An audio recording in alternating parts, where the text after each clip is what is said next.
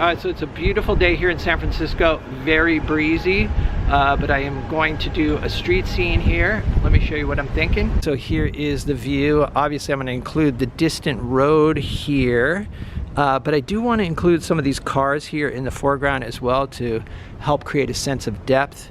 I also like incorporating the lines on the road, like these crosswalk lines here. I'm painting on a 14 by 14 inch panel, and I've set up my easel in front of this car here. There's a driveway right here, so I've got a little space. Traffic is coming this direction, so I can kind of keep an eye on the cars coming my way. I've got my usual colors out today, but I'm going to try to keep the palette fairly limited so that I have good color harmony. Sketching in burnt sienna, trying to map out the big shapes here. These buildings to the left are going to be in shadow, and so most of the light will be in this center area here, and there's crosswalk lines like this, which hopefully will lead the eye into the composition. Alright, I've got a mixture of ultramarine blue, titanium white, a little bit of alizarin crimson. I want to establish these shadows. Alright, there are several buildings here on the left, but I'm just going to treat all of them as one shape. And I've got sort of a brownish gray here to start off with. Value's about a mid-tone. The most important thing is that I establish this shape, or establish all of the shapes as quickly as possible. I'm going to do the same thing as I usually do, which is establish the shapes and then go in and look for changes in color and value, or subtle shifts of color and value within the shapes. There's a tree right here. The top of the tree is in light, but most of the bottom is in shade. So I'll establish the dark part first. There's a car right here. I want to include this car because it shows a sense of depth. I've got the dark green out. There's also a tree over here. And there's some trees down here. And then some more up in this area. Trees are really an important part of the composition. They definitely help lead the eye up the street. All right, this one comes out like that. This one maybe like this. Okay. Actually, I feel like there's some more right in here. So, there we go. So there's a pickup truck right here in the foreground. And I'm not even looking for any detail at this point, just the outline of the shape. Also, I'm using a number 8 natural bristle flat, fairly big brush, especially for this size panel. But I do want to cover the panel as quickly as possible. I feel like it could be a good idea to paint this truck before it disappears. This car right here is also sort of a dark car, but it has some highlights on it, so I will be adding those.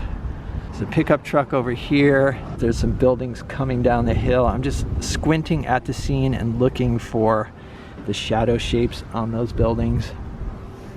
And there's some shadows on the sidewalk as well. And I'm paying attention to these shapes, not only to try to make them accurate, but also to make them interesting. So I'm not opposed to altering shapes to enhance the composition. So I'm looking at the scene as inspiration, but I'm not staying exactly true to it. I'm going to add a few little dark portions in the buildings here in the foreground. There's some buildings coming down the hill this way, adding some darks in there as well. As for the colors, I'm just quickly mixing colors and doing my best to estimate, but I'm not worried about accuracy at this point. As I said, I just want to establish big shapes. All right, for the distant buildings, I'm starting with a gray that actually has some cadmium yellow lemon in it. So it's almost like a blue-green gray.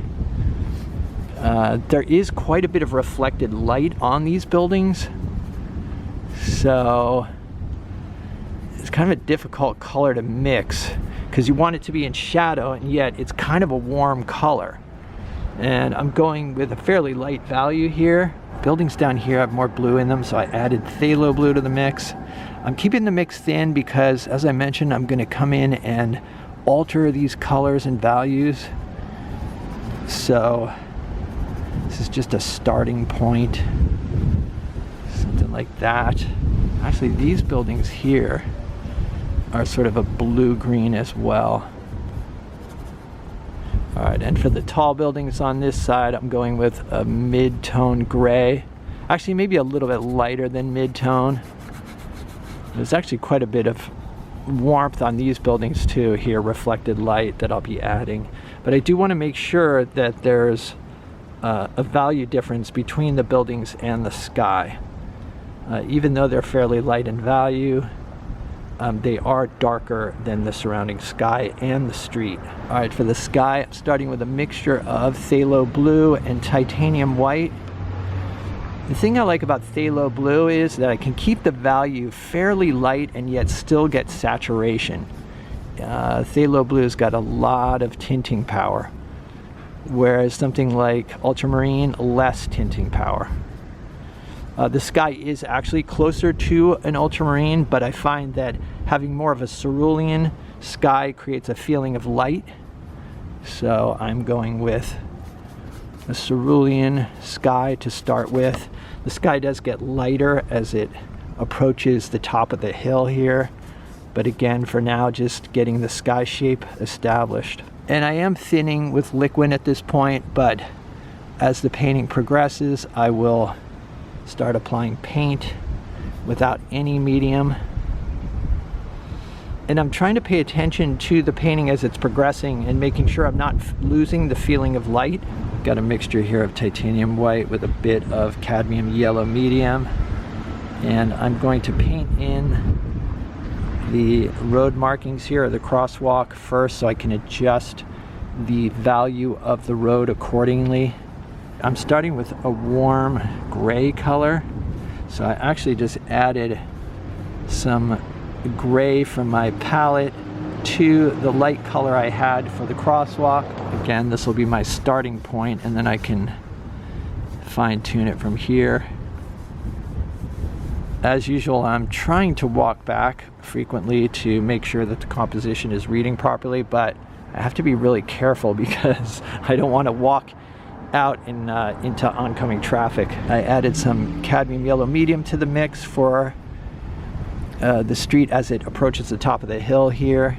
It appears to be a bit warmer than this cross street here. All right, so I'm adjusting the color of these shadows, lightening them up a bit with a mixture of ultramarine blue and titanium white. I'm going to try to use this brush as long as possible, just because it'll keep me out of trouble. It'll keep me from focusing on detail, which is what I don't want to do. Okay, so applying some thicker paint to the street here. And I will also be including some of the street markings as well. All right, I'm going to add some of the light on this tree here in the foreground. And there's some light on some of the treetops in the distance here as well. Looks like I'm going to need to darken up portions of these trees. So I added some blue to the mix for the darker portions of the trees. The initial scrub in was a little bit too light, and I'll darken some of the trees over here as well. And I'll add some light on the top here. I do want to leave a little bit of the orange showing through. As I've mentioned in previous videos, it's nice to have bits of orange or red in a painting. Most landscapes or seascapes or cityscapes are primarily grays and blues and greens. I'm going to define this dark shape here a little bit with some headlights and maybe a little mark for a grill or a bumper or something like that. It's interesting to figure out what the details are that define the object. And I found with cars, it's headlights, windshield. I feel like I want the headlights a little bit higher. And then I'll apply some more dark here to bring them up. Something like that. There we go. All right, there's some sky reflections on the cars in the distance here. Hopefully that's not too light in value. We'll see. And the reflections on this side are the highest value in the composition. So just adding a few random reflections here. All right, I'm gonna put some of the road markings in. I'm still using this number 8 natural bristle flat. And now I want to put the road marking that's in the shadow. Having the road markings in the shadows as well does help to create a convincing feeling of light. All right, I quickly blocked this truck in here. Just squinting at it, looking for dark shapes. All right, for this truck, there's some dark areas underneath, kind of reinforcing those. And then there's the back window. All right, I added a tail light to the truck, but I put it too low, so now I'm correcting. Okay, now I'm working into these building shapes here, just looking for subtle shifts in color and value. I do want a little variety in here, but I'm careful not to break up the overall design. I've mixed up sort of a pinkish color here just to get some red into the painting. And I'm seeing a bit of that color over here as well.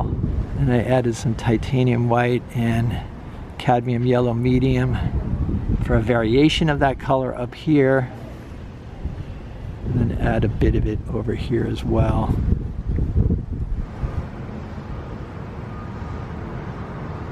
Let's go, man.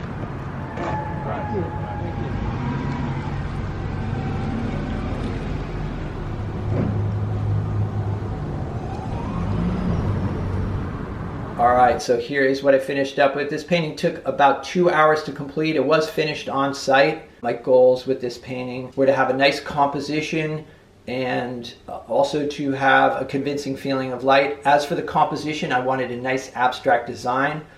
In other words, a nice arrangement of simple shapes. City scenes are really complicated. Obviously, there's a lot of buildings and cars and trees. So it's really important to squint, to simplify. So in other words, instead of seeing individual buildings, I would just see this whole grouping of buildings here as one shape, this grouping of buildings here as another shape. And then I go into those shapes with subtle shifts in value and temperature to suggest the different buildings. But I do keep the details very subtle because I do not want to break up the overall design. All right, so I hope you guys enjoyed this video. Let me know what you think in the comments. If you'd like to see some extra videos and help support the channel, there's a Patreon link down below. It's a Patreon support that helps me keep making these videos, and it's much appreciated, so check it out. Other than that, stay creative. I'll see you guys in the next video.